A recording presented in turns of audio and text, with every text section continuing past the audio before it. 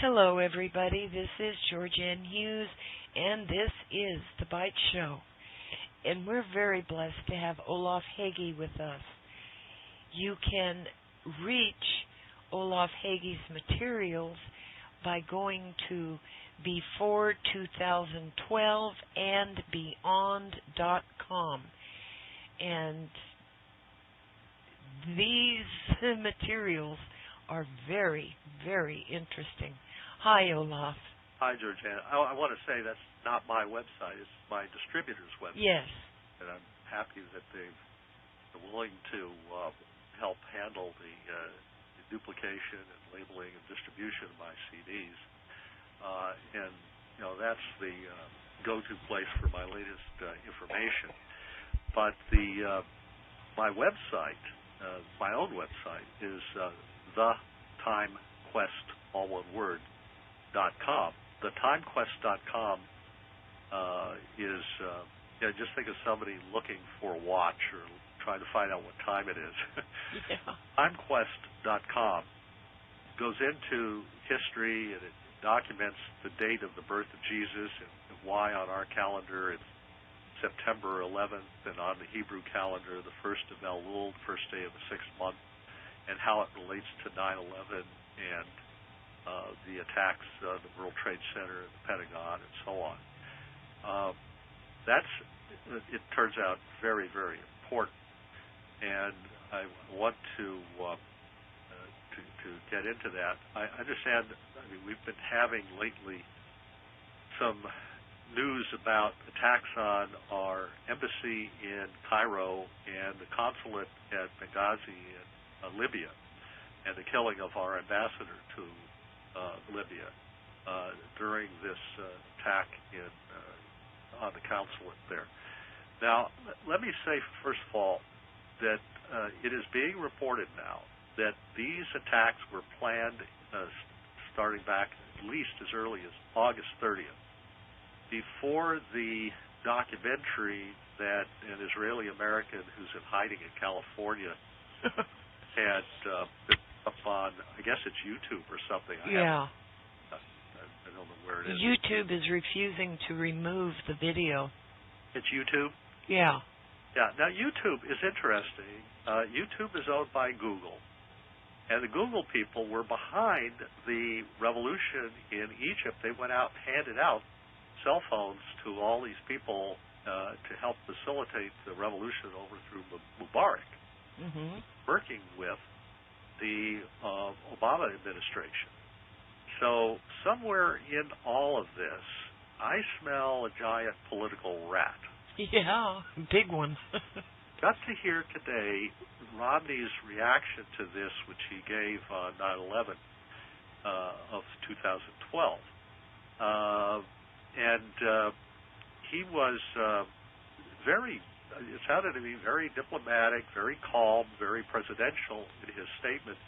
It was really, the only thing he said was he mentioned an inconsistency between the Obama officials' statement from Washington and that coming out of the embassy in Cairo, which even the Obama administration has admitted. And then the Cairo embassy came back and said, oh, we stand by our statement and so forth. It's been going back and forth.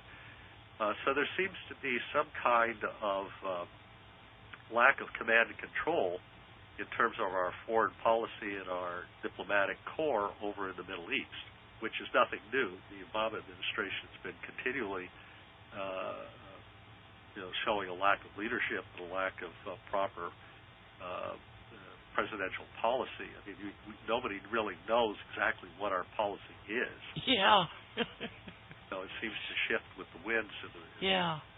So it's very difficult to tell what exactly is going on in terms of our government's position and our diplomatic corps' position and the State Department and the Obama's executive branch statements and so on. It's all very confused. And Romney made a very slight passing mention of the conflict.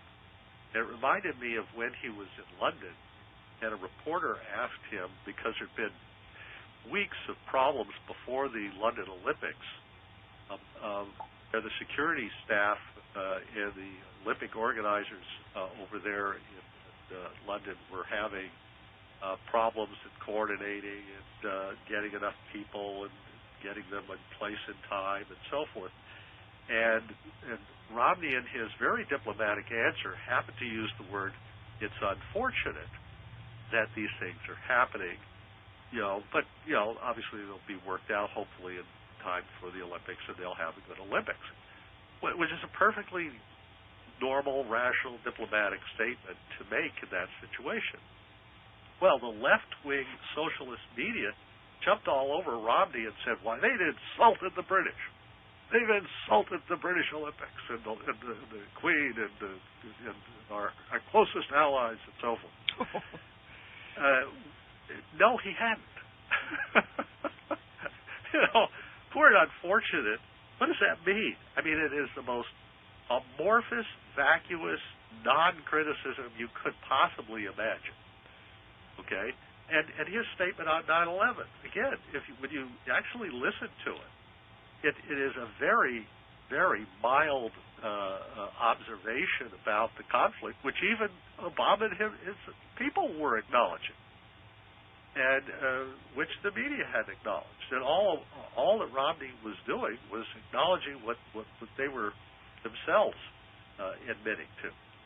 And yet they take Romney and they hang him out, in the wind for the buzzards to pluck at. Yeah. So there's a new metaphor for people to use. I think they're running out of them, But the fact is that what we're seeing has apparently been orchestrated for weeks before the attacks on the embassy and the consulate occurred. Something has been going on over there. They've been planning to, quote, celebrate 9/11 by attacking our embassy and consulate in Egypt and Libya, respectively. I don't know whether or not they had planned to assassinate the ambassador to Libya or not.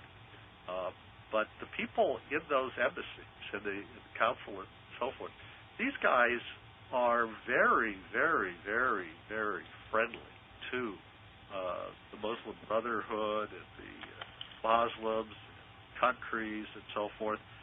So they're getting rid of or attacking the moderates.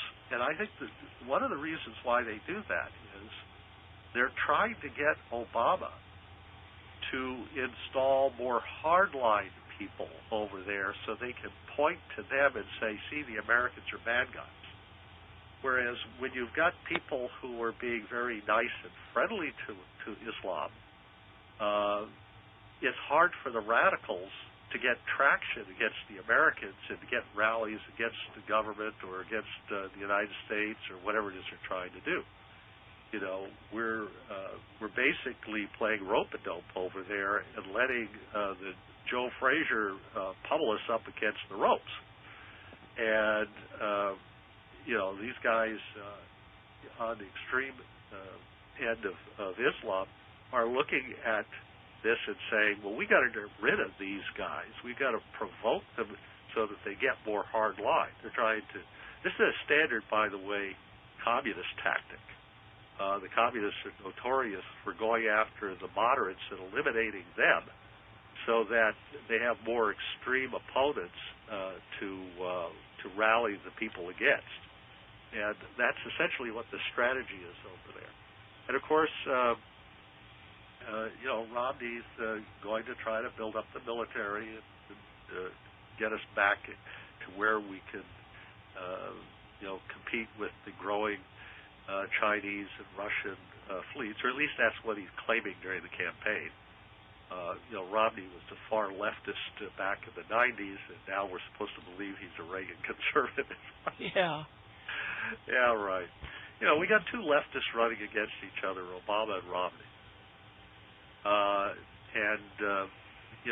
We are essentially looking at a Democrat Party that where the majority of the delegates to their convention booed the insertion of God-given abilities back into their party platform.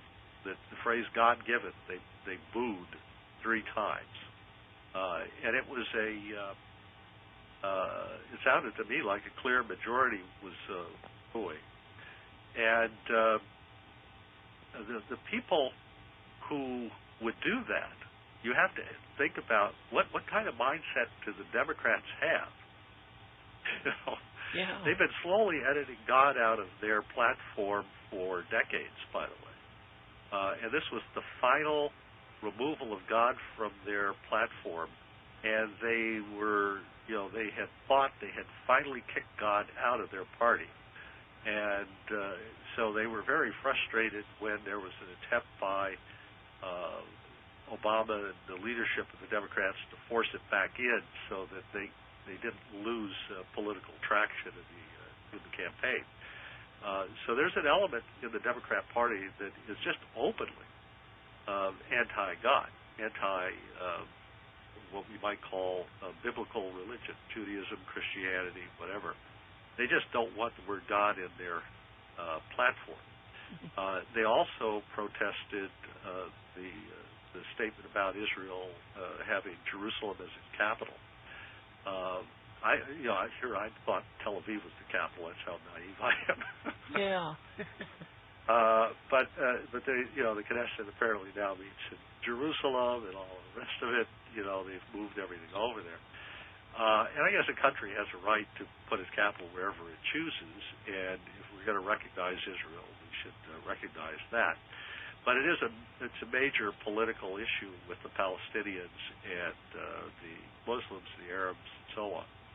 And so I understand why the Obama administration has been trying to tread lightly on that issue, because it could be a provocation, and they're trying to keep their options open. I'm not as upset about that one as I am about the editing of the phrase God-given out of the platform and the booing 3 times on that issue, which was, it sounds like something out of Bible prophecy, you know what I'm saying? Yeah. It really doesn't sound pleasant. Peter denied Christ 3 times and ended up getting crucified upside down, if you'll recall. And I think part of that was because Peter felt so unworthy because of the way he had behaved. So I think people, if this is a sign of anything, I think the Democrats will end up repenting one day of their, if you will, their denial of God. But it'll be too late then. It won't do them or the country much good. The Republicans, on the other hand, have nominated a guy, Mitt Romney, who, and let's be honest about this, the majority of the Republican Party never wanted Mitt Romney. If you look at the votes in the primaries and the caucuses, the majority never wanted him. And they claimed in Iowa, they claimed in Maine that they had won these primaries. There was a claim in Michigan that he had won that primary, which was very dubious in terms of the numbers, what happened. Only one county in the entire state of Michigan voted for Romney, and it was his own home county, and they reported last. And every other county had voted for Rick Santorum, and yet they claim they won Michigan. I don't understand how that math works. And then in Maine, Romney got something like 37% of the caucus vote, and at the convention, and Ron Paul beat him, by the way, in the caucus vote. And then at the convention, the Ron Paul people got all the delegates. Yeah. And then the Romney people just simply went in and by force and threw out half the Maine delegation so that they could put 12 additional Romney delegates in the Maine delegation. Which, if you think about it for a minute, was simply an effort by the insiders of the Maine pro-Romney Republican Party establishment to put themselves in the convention as delegates so they could get delegate credentials and attend the convention.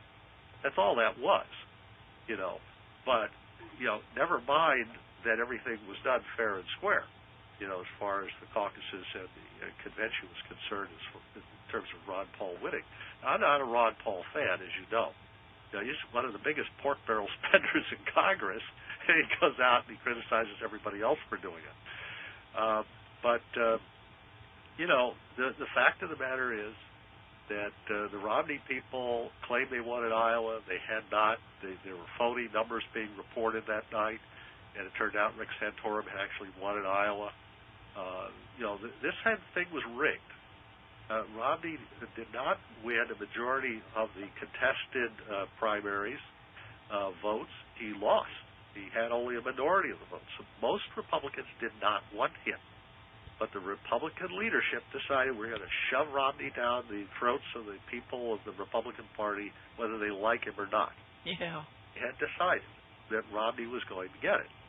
So the fix was in beforehand. Just like I say, they had planned these demonstrations over in Egypt and Libya beforehand. This had nothing to do with the video being released. It was just the coincidence that they had this excuse to latch on to some YouTube video. But my question is, how in the world do the Muslims manage to find out about all this stuff and get out in the streets or attack a consulate with a pre-planned attack with assault rifles and all the rest of it?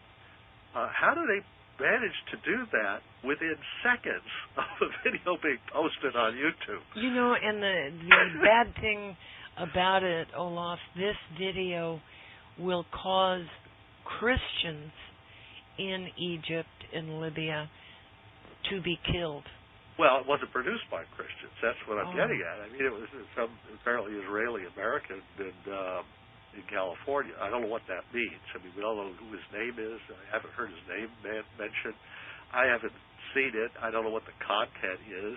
They say he is critical of Mohammed. Oh, I see. So, the crucifix in urine wasn't critical of Jesus? Yeah. Da Vinci Code wasn't a blatant frontal attack on Jesus? And the whole Mormon religion isn't a frontal attack on Christianity? Yeah. Mitt Romney's religion is absolutely an outrage against Christianity. It's not an American religion, and it does not serve the purposes of America. It serves the purposes of a foreign power. You're talking about Islam? No, I'm talking about Mormonism. Oh, Mormonism. Well, I don't know why you say it's not an American religion. Joseph Smith was definitely a guy claiming to have had visions and prophecies and do all kinds of things. And of course, his mother was a fortune teller to the end of her life, and he had gone out and doused for treasures and calling upon evil spirits to find treasures for him in order to con people out of money. Kept doing it after he founded the Mormon religion, by the way. Yeah. Real reason they were kicked out of town after town when they got started. People think, they were persecuted because of their religious beliefs. No, they weren't. They were driven from town to town because they were conning people out of money. Yeah. Using, fortune telling and other practices. And, people said, get out of here. And plus, they were raiding their women. Yeah. With their plural marriage scam. So, there's nothing Christian about that. Nor is there anything Christian about claiming that Jesus was the son of a man who, in some versions of the Mormon teaching, was Adam, who had become a god and had come back and impregnated Mary in the old-fashioned way while she was espoused to Joseph. You follow all that? Yeah. And he's living on the planet Kolob, K-O-L-O-B. B is a boy there at the end. Kolob, which is, of course, a planet that Joseph Smith revealed to us was in this solar system. Of course, we haven't found it. Yeah. And so they've shifted it to somewhere in the middle of the galaxy, which, by the way, is occupied by a black hole so dangerous you can't get anywhere near it. He's a god, so I guess Adam can live there now. Anyway, he's got wives on Kolob, and he's fornicating with them, and he's producing other godchildren like Jesus and so forth. I mean, if anybody can find this in your Bible, Oh, gee. or any consistency between teachings like that in your Bible, I would be really, really, really surprised by that.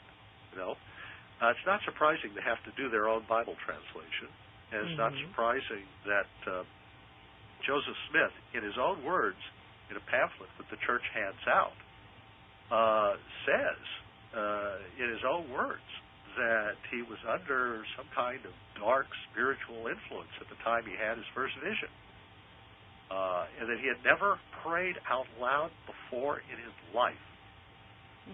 He had to go out in the woods away from his family, his mother, the fortune teller, and he had to go out in the woods as a teenager to pray out loud, I guess because he felt uncomfortable about praying out loud in his home. Interesting. There's no indication that the family was originally Christian at all. It looks like they basically were caught up in the spiritual revivals that were going on in the early 19th century after the War of 1812. And the reason was that in that period, the guy named William Miller was running around the country. He got a preaching certificate from some Baptist group, and he was running around. And of course, the country at that time was New England and the North Atlantic, or the Mid-Atlantic states. Wasn't much to the country at the time. But he was running around preaching that the 6,000th year since the creation was coming up in the 1840s. And so Joseph Smith and the Mormons got caught up in that, and of course the Seventh-day Adventists got caught up in that. What they were inventing or expecting was the fulfillment of William Miller's prophecy or interpretation that when the 6,000th year came, that Christ would return, and the end of the world was at hand. Citing the great Lisbon earthquake of 1755, he was citing the great New Madrid earthquake of 1811 and 1812. There's a whole major series of aftershocks to that one. The great Iranian earthquake of 1822. They were citing the meteor showers that fell. I think there was a big one in 1833. They were citing the wars, the Napoleonic Wars, and most especially the attempt by the Europeans under British leadership after they defeated Napoleon, after the war of the Battle of Waterloo, where you really had the first real World War. Yeah. They were identifying, and some people still do who follow the Nostradamus prophecies, they were identifying Napoleon as the Antichrist. And so they were trying to create a kind of millennial, international, United Nations confederation of alliances. And they were putting this together. But there was the United States across the ocean that was sort of the odd man out. And so the British felt it was their obligation to go over here and subjugate those pesky colonists who were in a state of rebellion. And they thought they could put us under and join us into their worldwide confederation because, most of the world were colonial pawns of the Europeans, and put us into this new confederation of nations that they were attempting to create, kind of a dry run for the League of Nations, which is a dry run for the United Nations, which is a dry run for Bilderberger dictatorship of the whole world. Yeah. And so they were trying to put this together. And a lot of Bible commentators looked at this and said, well, gee, that looks a lot like the beast. Yeah. The scarlet red beast in the book of Revelation. Yeah. The whole empire. And, the British pound and the British Empire. British ships controlling trade on the high seas, which is why they started impressing American sailors, and raiding our ships and so on, which is what started the war. And so the British are trying to control everything, along with their new allies over in Europe that they finally had defeated. And we're looking at this, and our guys are seeing all of the British redcoats, these red scarlet-coated British soldiers, and they're thinking, wait a minute, isn't the beast scarlet? Isn't the beast red? Yeah. Yeah, and they thought that the British must be the beast. Well, in a way they are. And they thought that Babylon the Great was the Catholic Church. And people said, well, wait a minute, I thought the British were opposed to the Catholic Church. But in 1688, which was less than 150 years earlier, the British had taken William and Mary, who were Roman Catholics, and brought them in and put them on the British throne. And then King George III and the line that they have there now were Germans. Yes. I don't know if they were German Catholics or German Lutherans, but they had put his line, and they were electors of Saxony. They went back to the Holy Roman Empire. So you could look at these people, and they put them on the throne after the line of William and Mary kind of ran out. And a lot of the prophecy people looked at this, and they said, it's a revival of the Holy Roman Empire.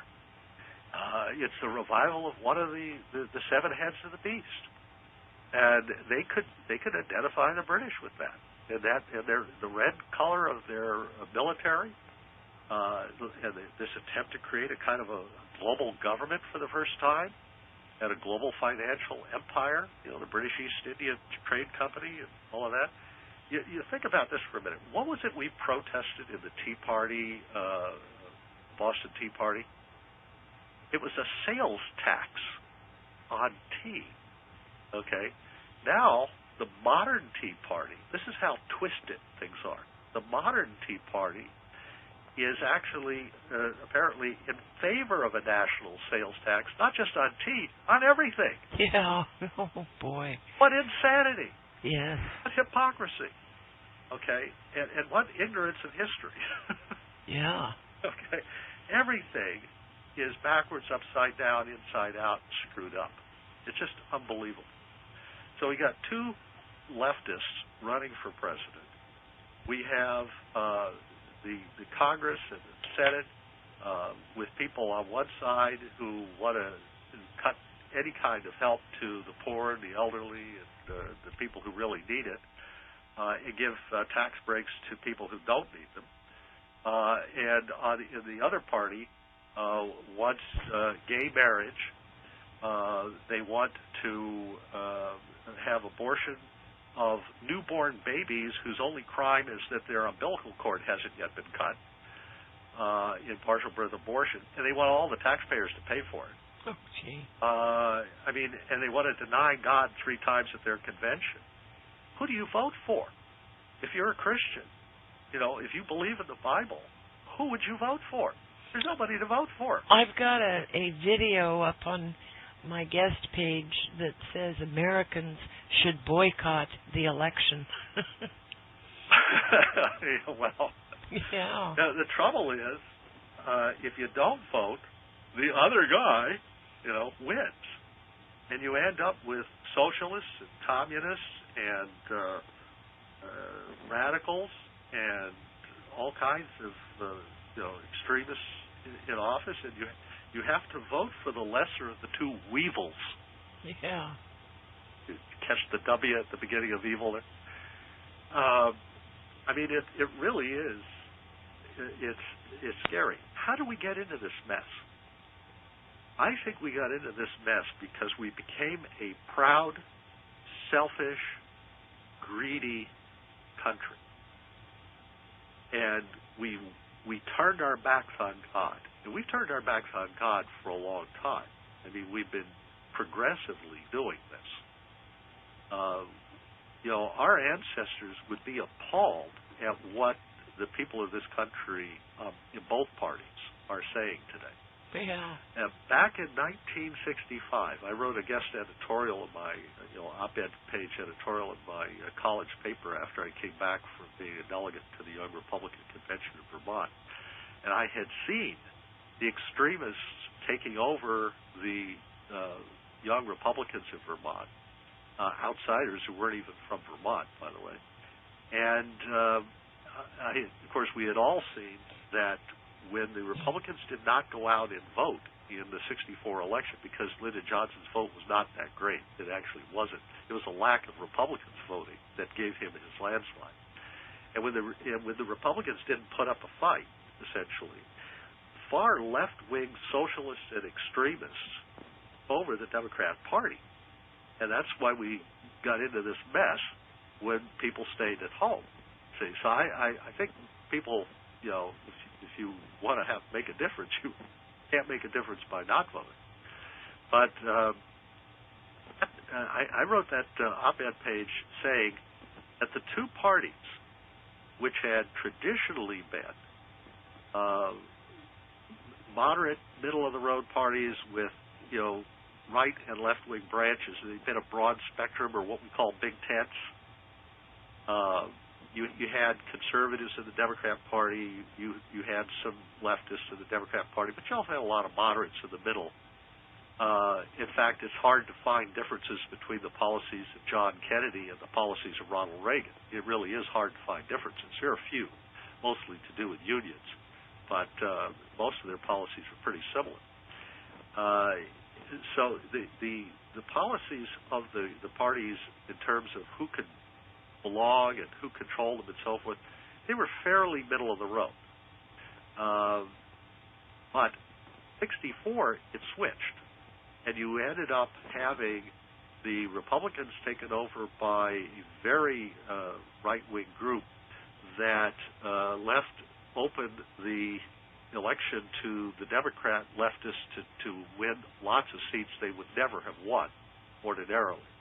And so the Democrats were pushed to the far left. So you ended up with a polarized situation where people in the middle suddenly didn't have a place to vote. Well, I'll say one thing. Neither Republicans or Democrats represent anything that I think. And I think we need a third party. I really do. Yeah, I've thought that for a long time. And the Libertarians are not that party. They take the worst of both the Republicans and Democrats and put it together in one party. Yeah. They're trying to trick us into thinking that that's the third party alternative. No, it isn't. Don't fall for it. The fact that they're far right on tax policy and far left on social policy does not recommend them to me. Those are the things I'm upset about. Yeah. But the problem we have here in this country is that the moderates in the middle have no voice. Yeah. It is controlled either by the far right or the far left. Mm-hmm. You look at what Rush Limbaugh has been on the air for almost a quarter of a century. It'll be 25 years next August. It's time he leave. Well, but in that time, he began in August of 1988 with Reagan in the White House, okay, and with with Bush Senior, Bush 41, as they like to call him, the foregone nominee of the Republican Party. So he could not affect who the nominee was going to be. He could not affect really the election at that point. It was just getting started. But after a quarter of a century of Rush Limbaugh and his fellow talk show hosts now, how well have the conservatives done? Let's see. How many nominees have they gotten to the presidency for the Republican Party? 0. Okay. How many elections have the Republicans won in all of that time? Okay, now you can't count the first one because Limbaugh was barely getting started at that point, and that election was already half over, basically. But in the elections since '88, how many of those have the Democrats won, and which Democrats won them, and what happened? I don't think you can find a whole lot to cheer about there if you're conservative leaning. I don't think you see much success there. The only success they had was Newt Gingrich personally going out, starting GoPac, and campaigning for Republicans to get into Congress, and then using the power of the budget to force Bill Clinton to support various conservative measures such as having Congress obey the civil rights laws that it passed for the rest of us, which it had exempted itself from the civil rights laws. Yeah. Democrats did that to show you how hypocritical they really are. I mean, the Democrats are the real racists. They were the ones who were in favor of slavery. They were the Confederacy. That was the Democrat Party. They were pro-segregation, pro-Jim Crow laws, pro-whites-only drinking fountains and whites-only lavatories and so forth. That was the Democrat Party. They were the ones who held up civil rights laws. They opposed the 13th, 14th, and 15th Amendments to the Constitution that added civil rights protection to our Constitution. They were the ones who wrote an exception into the hate crimes law to push it back to apply only to the pre-13th, 14th, and 15th Amendment categories. It's amazing when you look at the wording of that because it's clearly an unconstitutional law. I mean, it's astounding what the Democrats did. And all the civil rights laws of Lyndon Johnson and the Democrats back in the 1960s, they were all civil suits. They were not crimes. It wasn't a crime to violate somebody's civil rights. They were civil suits. And it wasn't until Richard Nixon, the Republican president, in 1972, that some actual teeth were put into the civil rights laws and they became felonies. So the problem here is that Democrats have a horrible history. So in order to win elections, they go out and they literally libel and slander Republicans as racist, and hoping that the minority will be deceived into thinking that there's something racist about the Republican Party, which was founded to put an end to racism, to put an end to slavery, to create civil rights for every American and so forth. That was the reason the party was founded. And Abraham Lincoln, the guy whose proclamation ended slavery, was the first Republican president. What in the world is the matter with the Republican Party that it's ashamed of its history, that they hardly ever mention it? I'm puzzled no end. And the only thing I can think is they're afraid of alienating the handful of remaining white racists in the South. That they're afraid that those people will stay home and they won't vote for Republican candidates if the Republican leadership goes out and touts its true history. It's disgraceful. Well, the Mormon Church is racist. Well, the Mormon Church had a history of essentially, prohibiting blacks from leadership positions of any kind or the priesthood in the church. And so the Mormon Church had done that until the late 70s, when it became politically inconvenient. Yes. Continue that policy. Now, of course, Mitt Romney's father ran for president while the church had that racist position. So you have to think about this for a minute. Yeah. Yeah, really. And Romney himself is a bishop of the Mormon Church. He is a Levitical Aaronic priest, according to the Mormons, of the Mormon Church. He would be in the Melchizedek priesthood. No, the bishops are Aaronic priests. Huh. That's the Aaronic priesthood. Now, Melchizedek priesthood is a higher priesthood in the Mormon religion. It's all bogus. But, he's claiming to be a Levite. That's, in effect, what he's doing. Oh, gee. Levite. And he's claiming to be of the lost 10 tribes of Israel. And Joseph Smith claimed to be, the first Aaronic priest of the modern era and so forth. And he made all kinds of claims. But the part that I find most interesting is he spent years prophesying the end of the world back for the 1840s or 1850s, in that period before he died. He was looking at that time frame and predicting, like everybody else at the time was predicting, the end of the world. And, of course, it didn't end. And, of course, the 6,000-year came and went back in the first half of the 19th century. And that led to a lot of people in the evangelical and fundamentalist community to look around and say, well, wait a minute here. Let's go back and look at the Hebrew text of Genesis and check this out again. Maybe we missed something. And sure enough, as they examined the beginning of Genesis, they realized that it didn't technically tie the 6,000-year chronology into the creation. It tied it into the history of the family of Adam. And so they thought, well, okay, technically there could have been, for all we know, millions of years before Adam. And in fact, that has been the traditional teaching of the rabbis, who obviously know the Hebrew a lot better than Joseph Smith does, or did.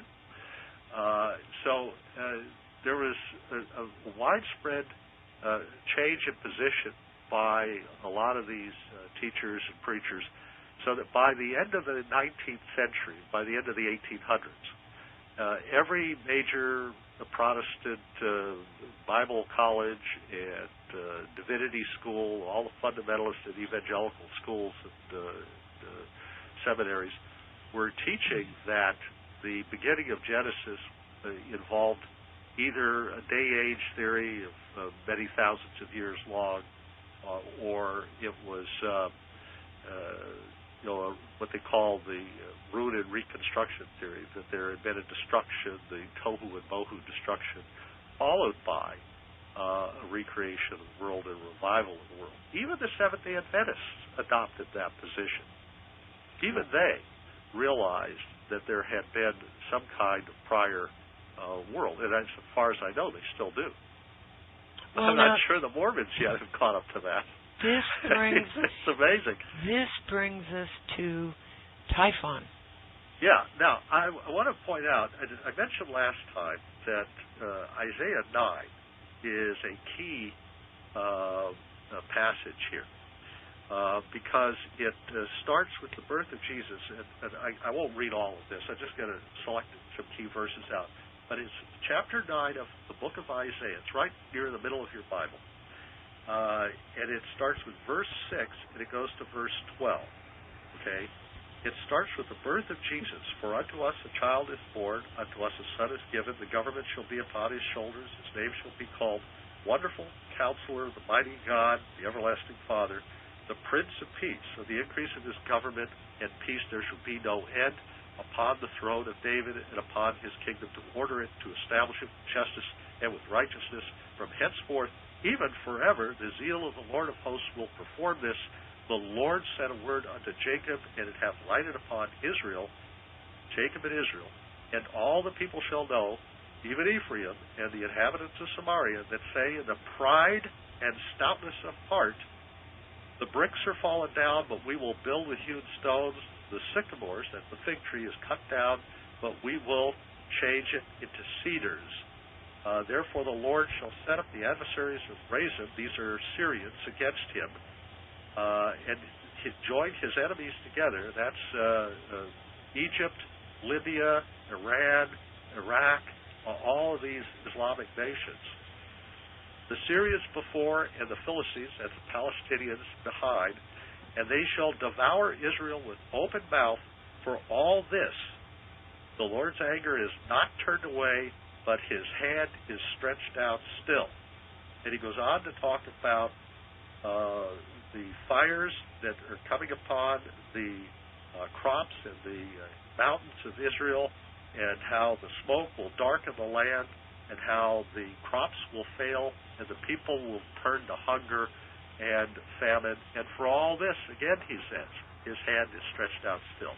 That outstretched hand in the time of Isaiah was a cosmic feature. They looked up in the sky and they saw this scene of a rubble trailing planet Mars that had collided with Mercury near the orbit of the Earth, and there was a tremendous amount of debris that was left from this collision. This collision can be seen in the North Pole of Mars, where there is an impact site. In 2008, the cover story in the British journal Nature, the most prestigious science magazine on the planet, was about this impact. And they were saying the entire surface of the planet Mars was changed by this impact, that the whole northern hemisphere is essentially a crater zone from that impact, and that the southern hemisphere is the rubble that was thrown up around the impact, so to speak, that the far side of the planet was totally fractured from it, and that the North Pole is essentially the ground zero of that impact. And they said it was something at least 1,000 miles in diameter and hit Mars.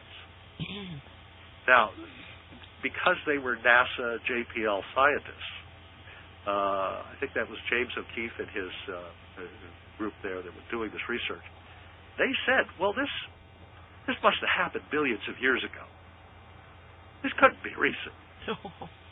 Yeah, it must have been a long time back. You know, this is the scientists don't want to believe, even after Shoemaker-Levy hit Jupiter with Earth-sized impacts, these little fragments of a little comet, and created big dark gray smudges in the atmosphere of Jupiter that were the size of the planet Earth. Each one of those 21 impacts was just enormous, from our perspective. Small because Jupiter's huge, but proportionate. And the best place to see that from was Israel. And it happened on the 9th of Ab, 1994. The 9th of Ab. Now that's a day that commemorates the failing of the sacrifices in the temple in Jerusalem. Now there is no temple in Jerusalem in our modern times. Okay, there is no candelabra burning, the ever-burning sacrifice, as it's called, in Jerusalem. So God substitutes. He picks a comet named Shoemaker, that's Jacob, Levi. Okay, that's the priest who officiated in the temple. Remember? Okay, so Jacob, Levi, the shoemaker. Jacob means the heel. He who is the heel, or the shoemaker, the cobbler. Okay, cob, Jacob, he who is the cobbler. This comet fractures into 21 pieces. That's 3 times 7. The 7 lights of the candelabra went out on the 9th of Ab in the days of King Nebuchadnezzar during the siege of Jerusalem. And it was considered a miracle. And 666 years later, to the exact same day, the 9th of Ab in the year 70, under the Roman general Titus's siege, it happened a second time, where the 7-branch candelabra lights went out of their own accord. There are no windows in that holy place chamber. It's a stone-walled chamber with, I think there's cedar doors to them. There was no air that could get in to put out the light. There was plenty of oil in both cases. The priesthood was servicing it. It just miraculously went out. Like an angel went in there and snuffed out the candle. You see what I'm saying? Mm-hmm. Okay, so that's 7 plus 7, that's 14. And then we have 21 lights, that is the broken up Shoemaker-Levy comet. We have 21 lights snuffed out on the face of Jupiter. Do you know what the Romans called Jupiter in Latin? Potter. No, they called it Jove, Jove. Okay. But in Latin, that's spelled Ioue. And for those who are fans of Indiana Jones and The Last Crusade, I have to tell you, there is no J in Latin or Hebrew. Okay, that's a French letter that we adopted into English with the Norman Conquest. The letter was I, and it was pronounced like a Y. And when you pronounce this the way the Latins would pronounce it, the Romans would pronounce it. Now, I took college Latin. Okay, it's pronounced Yahweh. So those 21 lights of Jacob Shoemaker-Levy, those 21 lights were snuffed out on the face of Yahweh, which the Israelites called Zadek, or righteousness. And it was considered to be the planet of the Messiah. This is like somebody taking 21 cigarettes and putting them out on the cheeks of Jesus, or the face of God. You know, if you've seen me, you've seen the Father, Jesus said. Do you understand what God is saying? This is how he regards what's going on in Israel and America. Because this prophecy, as Jonathan Cahn, the Messianic rabbi in New Jersey, pointed out in this book, The Harbinger, and in the documentaries he's done at WorldNet Daily that you can go and, I guess, download or purchase over there in CDs, he documents how this passage in Isaiah 9, here, right in the middle, where it talks about the hewn stones are going to replace the bricks that have fallen down, and the sycamore fig tree is cut down, but we will change them to cedars. This was cited specifically by Democrat Party leaders right after 9/11, 10 years ago. They quoted this passage repeatedly in connection with rebuilding the World Trade Center. And they did exactly what it says. The fig tree that was knocked down in the blast, in the collapse of the building, that was in front of the Trinity Church, which is where this country was founded by George Washington. When you go back to when he was sworn in that day, that's where he went to give the dedication of America to God. That was the site at that fig tree. It was knocked down by the blast on 9/11.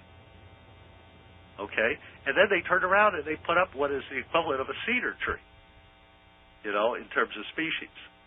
And the same thing with the hewn stone and so forth. And Jonathan Cahn, he documented this in The Harbinger, I guess. I haven't read the book, but I've heard him talk about it.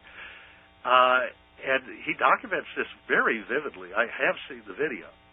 And it is just absolutely amazing. I mean, he goes into detail after detail relating it to this passage in Isaiah 9, and never once does he notice or mention that 9/11 is on the day that Jesus was born. That this, if you look at my website, I document this. I've got, I can write a book on that subject alone. But September 11th in our calendar would have been, at the time that Jesus was born, it would have been the evening before, this September 10th, would have been the time when Jesus was born. The following morning, when 9/11 attack occurred, that's the same Hebrew calendar date, because they start at sundown and go to sundown. Okay, so if you go back to the September 10th date back when Jesus was born, on the Roman calendar at the time, it would have been the evening of September 8th. And the Romans reckoned the Feast of Mary's Nativity as September 8th, and still do in the Catholic Church. Okay, but they didn't know where that feast came from. Well, it was the original date that Jesus was born. And if you go to the Gospel of Luke and you look in there, they quote this passage here in Isaiah 9. For unto us a child is born, the people that dwelt in darkness have seen a great light. Okay? Luke quotes this. And what you have to understand here is he's quoting this in reference to the birth of Jesus and the prophecies of the coming Messiah and the day when he was born. And it says that they took the child on he doesn't say the 40th day, but if you go back to the references to the turtle dove and the young pigeon and the sacrifice that was offered, and you have marginal notes, it'll take you back into Leviticus, and I think it is where the law is given for the woman whose firstborn child opens the womb, as Luke puts it. Now that's a clever way of referring to a virgin birth, isn't it? The firstborn child who opens the womb, and that's why he puts it in there. Okay, but that's a quote from Leviticus. So he's going back and he's citing this passage where they're fulfilling their obligation under the law, that when you count it all out, at the beginning of the 40th day after the birth of the child, they come to the temple to offer this sacrifice. And the duty priest of the day is supposed to handle it. Well, a guy named Simeon is the guy that they deal with. and it says he was in the temple on that day, and he had just come out. Okay, well, who was the high priest at the time? Simeon Boethus. So the high priest's name was Simeon. And then you go and you look at, you see that there is a woman named Anna, a prophetess of the tribe of Asher, who had been in the temple, not leaving, fasting and praying and serving in the temple, without leaving, night and day. And of course, modern people look at this and they say, oh, it must have been some kind of shopping cart lady, living inside the temple, and she was living there all the time, and she'd lived there since she was a young girl, and now she's 84, some people think even older, and she'd been living there all those years and never leaving the temple and so on. Balderdash. Nobody was allowed in the temple overnight except one night of the year, and that was Yom Kippur. This can only be Yom Kippur. And so you can go back and you can look and you can find out when Yom Kippur was in the last year of Simeon Boethus' service as high priest. And it was 3 B.C. Now, we used to think that it was earlier, but they have found now that Herod's death was in January of 1 B.C. and not in March of 4 B.C. But because of archaeological discoveries that were made in 1960 have proven it. So we now know that the last year of service of Simeon Boethus was 3 B.C. And you can go back to that year, because he says, now let thy servant depart, having seen the Messiah, basically. So we can go back and look at that last year. We can calculate from Yom Kippur back to technically 39 days. And it's the first day of Elul, the first day of the 6th month in the Hebrew calendar. Now, that's not just any day. That was 8 days before Israel began the fight, the battle with King Sihon for the Holy Land. And 72 years after the birth of Jesus, that's 1 degree of precession of the equinoxes, on the 8th day of the 6th month, the day of the circumcision of Jesus, was the day that the Romans took over the Temple Mount in Jerusalem. And it has not been, the Jews have not been able to build a temple on the site where the Dome of the Rock is located ever since. They built in the southern part near the Al-Aqsa Mosque site. But they haven't been able to build again on the Dome of the Rock site because it's been essentially controlled by foreigners throughout this period. So and even though they control it today, they still can't because the Palestinian Antiquities Authority controls the spot. And the Muslims have the dome there. So they still can't build there, even though they want to claim Jerusalem is our capital and we control the Temple Mount now and so on. Yeah, but you still can't build there, can you? You see? So there's prophecy being fulfilled right in front of your eyes all the time here. And this was on the 8th day of the 6th month was the day that the battle for the Holy Land, so to speak, and the Temple Mount site, and that particular holy site, as it were, came to an end and the times of the Gentiles began. So for the period from the day they started the battle till the day they lost it, as it were, those both were the 8th day of the 6th month, the day that Jesus was circumcised. He was born on the first day of Elul, the first day of the 6th month. So it is not an insignificant day. The day of Jesus' circumcision, that is to say, when his flesh was cut off and he shed his first blood, as it were, for the law of Moses, for those under the covenant with Israel. Okay, that day, all of that blood that was shed under that covenant was symbolized by the circumcision of Jesus, and it happened on the exact same day. See, God knows his calendar.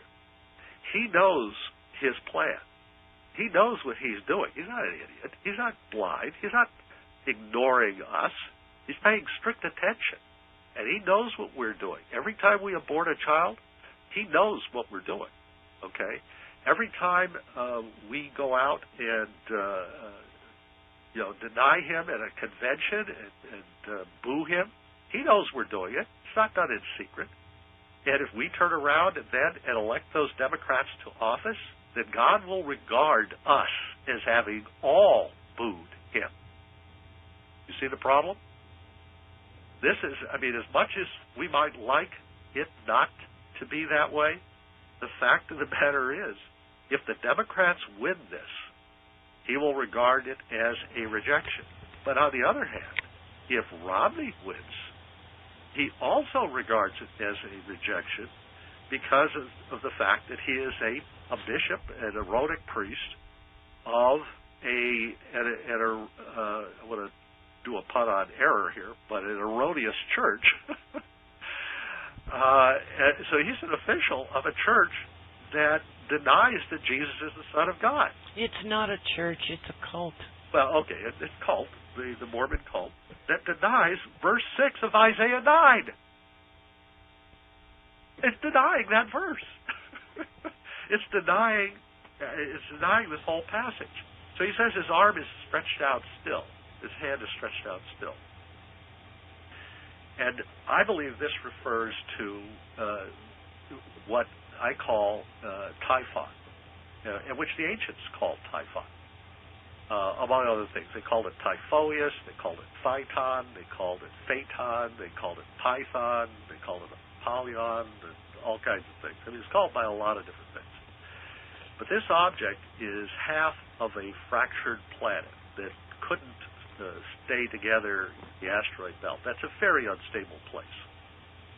And there's increasing evidence that there was a large gas giant located near Jupiter in the early stages of the solar system billions of years ago. And it was simply not a stable situation.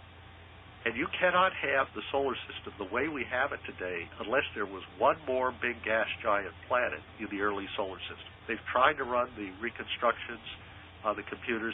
They can't get the solar system to come out right unless you put a gas giant that's now missing back into the solar system. So we know that there was another object there. And we know that most of it would have been hurled out toward the Kuiper Belt.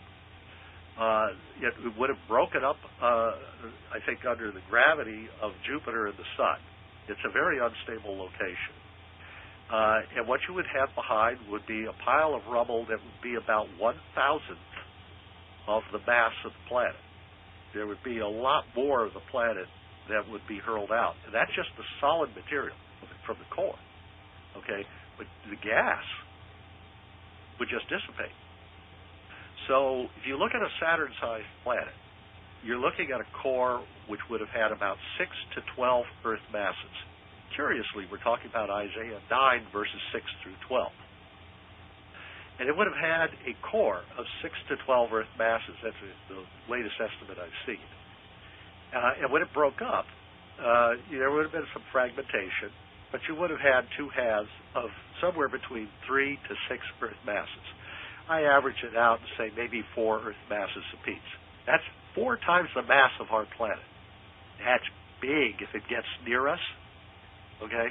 It would have been hurled out into elliptical orbits. Of course, all orbits are technically elliptical.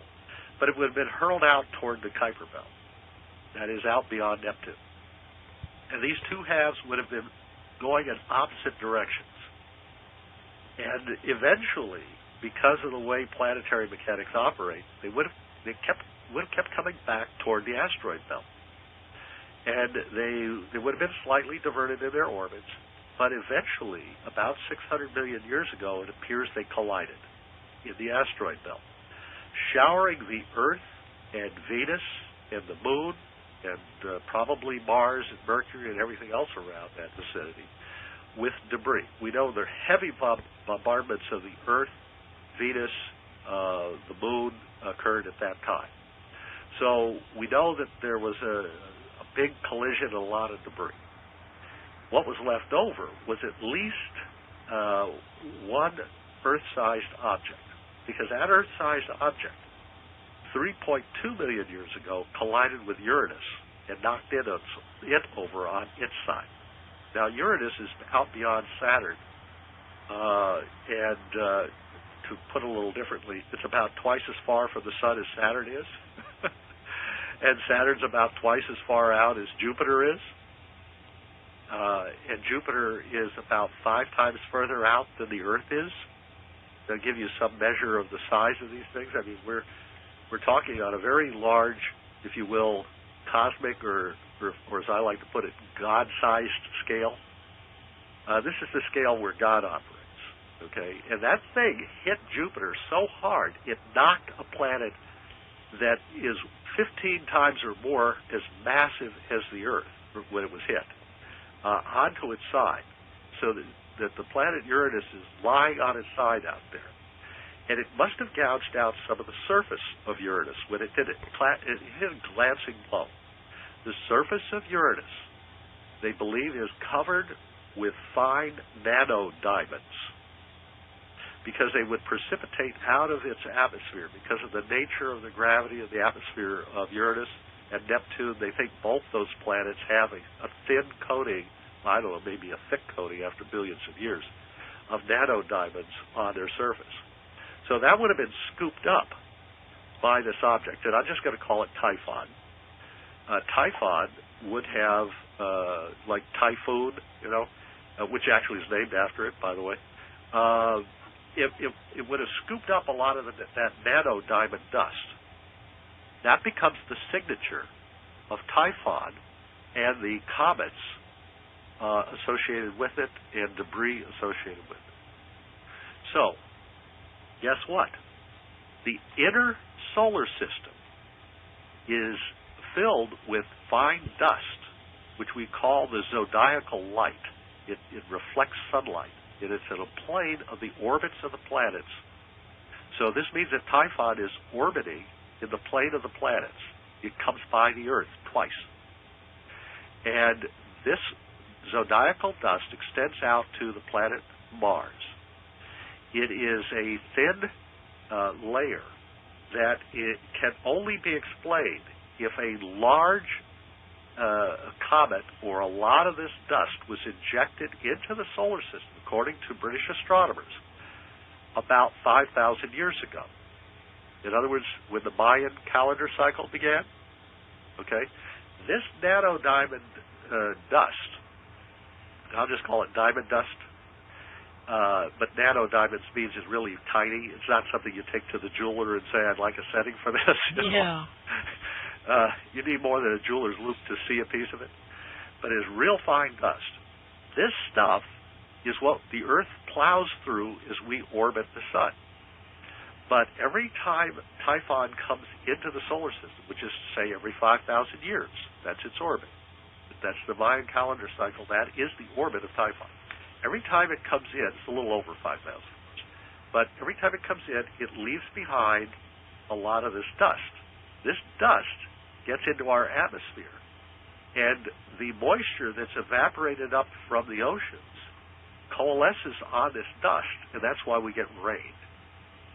So the amount of rainfall or snowfall increases after Typhon comes by. And then you have more agriculture. And then you can get more civilization, more people, more towns, more armies. Okay? Well, go back 5,000 years, 3100 BC. We know comet impacts occurred that time. We know that there was a massive destruction of human life because genetics has just found, there was a recent article published in the journal Science, the American Association for the Advancement of Science journal here in the United States, in the year 2012, saying that there was a genetic bottleneck 5,000 years ago, and that there has been all this mutation since then. You could go back 5,000 years ago, and there was just a handful of people left, and we have repopulated the planet since that destruction that occurred the last time Typhon came by. Okay, you got a picture now? That horrible destruction was followed by the rebuilding of Egypt, China, India, the Mayan culture, the Olmec culture really, in the Mesoamerica, the Stonehenge civilization, all of these civilizations, which began at that time, I consider a rebuilding of human civilization at that time, all over the world. And what are they based on? Agriculture. And why? Because of the rain. And you go back to the period before that, and the world was suffering from a severe famine and drought for about 1,500 years, going back to about 4,500 BC. So there had been a very severe drought. They were engaged in cannibalism in Egypt, for example, a very severe drought. This is the famine of Joseph, technically. But that horrible drought had reduced human population, and then, of course, the comet impacts that accompanied the visit of Typhon killed off a lot more people. It was a very devastating blow to mankind. And then all of this dust was left behind, which provided rainfall, which provided for the rebirth of agriculture. And human civilization took off globally, 3100 BC, the last time Typhon came by, when we know from scientific evidence, and I'm giving just a fraction of it here. I mean, I have a lot more that I put into CDs and so forth, and which I hope people will subscribe to and try to catch up on. But there's just no question that 5,100 years ago we had this enormous event occur. And here we are again. And what was the sign that the ancients said to look for?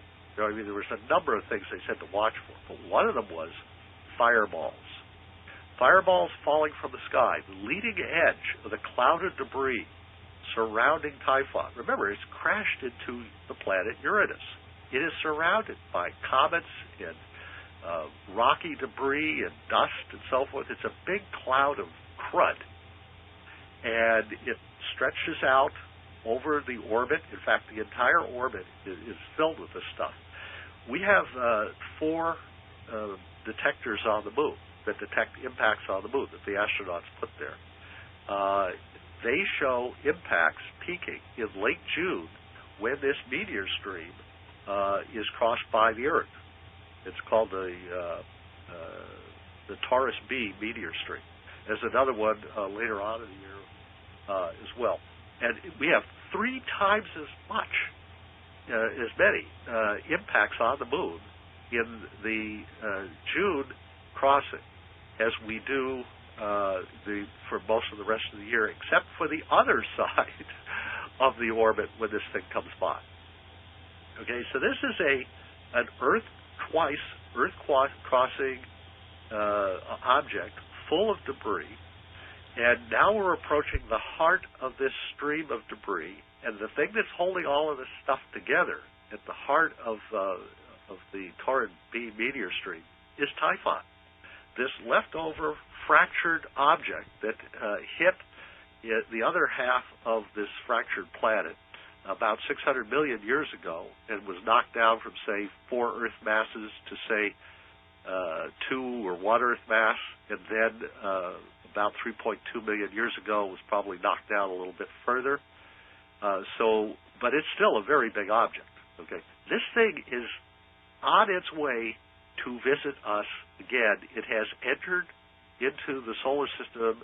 The leading edge of the debris field is reaching us now, and the fireballs are falling in clumps because cometary debris tends to break up in the atmosphere very readily. And so people are seeing these clusters of red, orange, and yellow fireballs. I just heard a report from Peter Davenport of the National UFO Reporting Center, I think it was last night, saying that he is just bowled over by the number of reports that he's getting about these fireballs. They are increasing. Now, I mean, we're in September. He says they are increasing month by month. It is escalating. I went back to the American Meteor Society's website, and I counted the fireball sightings. These are professional astronomers counting fireballs and meteor sightings and so forth. This organization's been in operation since, I think, 1911. And these guys, they do all of the scientific data and the azimuth and everything. They isolate out duplicate sightings so that they are counting actual fireballs. Okay, this is a site, this is a website that you can go to, and if you spend the time, and you go through it carefully. It'll take a lot of time to do this. You can create a chart, which of course I have on my CDs, but you can create a chart which will show you that the number of fireballs is escalating geometrically and has been doing so over much of the last decade, starting back at least in 2005. I didn't go back to earlier data, but I'm sure that this has been going on for a longer period, probably. And this is the same group of debris field. This is the same debris field that produced the Tunguska impact on June 30th, 1908, which would have wiped out London if it had exploded over London, which was on the same latitude. So it was just a matter of how far the Earth had rotated at that moment. So we were lucky that global banking hadn't been wiped out because the London finance controlled global banking at the time. Still controls your credit card interest rate, by the way. So this is a very dangerous object, Typhon. It is surrounded by a huge field of debris. It's headed at us. This thing is massive enough that it can easily pull Mars out of its orbit, which it will pass on its incoming passage. It is going to affect the planet Mars. Mars is probably, anything that slows down Mars in its orbit is going to bring Mars closer to the Earth. And if Mars passes by the Earth, which I think Ezekiel 28 is telling us it will, because that's Tyre, if Mars passes by the Earth, that is going to cause another problem. We could get the debris here setting the forests on fire, which, by the way, Isaiah 9 mentions. We are going to get changes in agriculture, which Isaiah 9 mentions. We are going to get massive famine, which, of course, Jesus prophesied for the last days. We are going to get, which Isaiah 9 mentions. And it says, for all this, his arm is outstretched still, meaning he ain't done with us. As much as people might think, well, he's punished us enough, he's indicating it goes on. And if you get to Isaiah 9 and you start reading, I just start at the beginning of Isaiah, frankly. It's not that far back, and just see what he's talking about there. And remember, he says this is addressed to Jacob and Samaria and to Israel and to Judah. Okay, so he's talking about Israel, and he is talking about scattered Israel. Remember, the teaching of the Mormon Church is we are Israel. We are the lost 10 tribes. Okay, and I'm not sure they're wrong about that in some sense.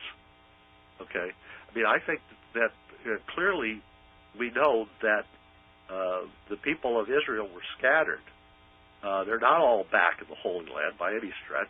Not even the people who are Jews in the United States have gone back to Israel, have they? And we've got as many Jews in the United States as they have in Israel. So, most of the Jews that are in Israel came from Russia and Eastern Europe because of the Nazis and the communists. But you're seeing just a part of the ancient Israelites accounted for there. There is the sand of the sea for number. If you go back and calculate what Genesis prophesied about the size of Israel today, there should be about 1 billion Israelites. Well, what are we talking? 12, 15 million people who are identified as Jewish today? We're the rest. We're the other hundreds of millions. Okay? I would say, look at people who could be Benjamin Netanyahu's cousins, who could be Shimon Peres's nephews. Look for people who look like them. Well, that's us. That's the Europeans. I have a feeling here. It says in Abraham's seed will all the Gentiles be blessed. Very interesting. Of course, Paul tells us that's Christ. But we know that the dispersed of Israel have been genetically tracked into Africa and Asia and Europe and all kinds of places where people do not know they are Jewish or, if you will, Israelite in ancestry. They don't know. And yet they are. The dispersed are all over the place. And people have come to this country not knowing of their Israelite ancestry. One service the Mormon cult has done is they have gotten into this area of genealogy. I used to be vice president of the Mormon Genealogical Society, believe it or not, in the 70s. And I've never been a Mormon, but they did ask me to do their newsletter, and then they later elected me the vice president of their group, and this group down in Maryland. And, one good thing they've done is they have gotten me interested in this question of what are our actual roots. Can we be traced back to Israel? Lots of Israelites converted to Christianity. Look at your Bible, Book of Acts. 3,000 people in one day. That's just the first day. So, there are literally millions upon millions of Christians in the world with Israelite ancestry. There's no question about it. History affirms it. Genetics confirms it. And there simply is no reason to doubt that these prophecies that are clearly being fulfilled by the United States, as well as modern Israel, that these prophecies are a condemnation of us, of the United States and Israel, and I would hasten to add that the British and the others in between should not think that they're exempt. No, they're the cause of a lot of problems. Let me put it a little differently. If America falls, how will Britain defend itself? If America falls, how will the Europeans defend themselves against the rising tide of Islam? Okay? Against the Soviet Union, whatever they're calling themselves this week, against China. If America falls, how will all these people who are so critical of us, how will they handle the diplomacy problem of dealing with the aggressive forces of Islam? France is 1/4 Islamic already. There are Muslims infiltrating Britain all the time. There's a huge amount of radical Islam at work in Germany. My goodness, what in the world do they think is going to happen? Now, Vladimir Putin is doing his best to get rid of the radical Muslims in his country, but we're making no effort at all, except for occasional arrests, to deal with it here. We had the Fort Hood shooting, which is obviously an act of Islamic terrorism, and we're saying, it was just an isolated incident of a man who was upset with his job, workplace violence. That's all it was. Nothing happening here. Please, keep moving, don't pay any attention. Well, this whole attitude we're taking, this ostrich-like attitude of stick your head in the sand, don't do anything, don't say anything, don't act like there's a problem, and then maybe it'll just go away. Okay? Well, no, it's not going to go away, because, frankly, God is unhappy with us. He's unhappy with how we treat, and he says here in Isaiah, how we treat the poor, the elderly, the widow, the orphan, how we treat those who are weak and powerless, how we deal with his law, how we deal with him. You go back and read Isaiah, because we are now identified here. 9/11 happened on the day that unto us a child is born, mighty counselor, of his kingdom there shall be no end. That's Christ. That's the passage. It's pointing to the day it would happen. And then we have the confirmations. That cedar tree by which George Washington dedicated this country to God. That fig tree, I should say. By which George Washington dedicated this country to God. And down there at Wall Street.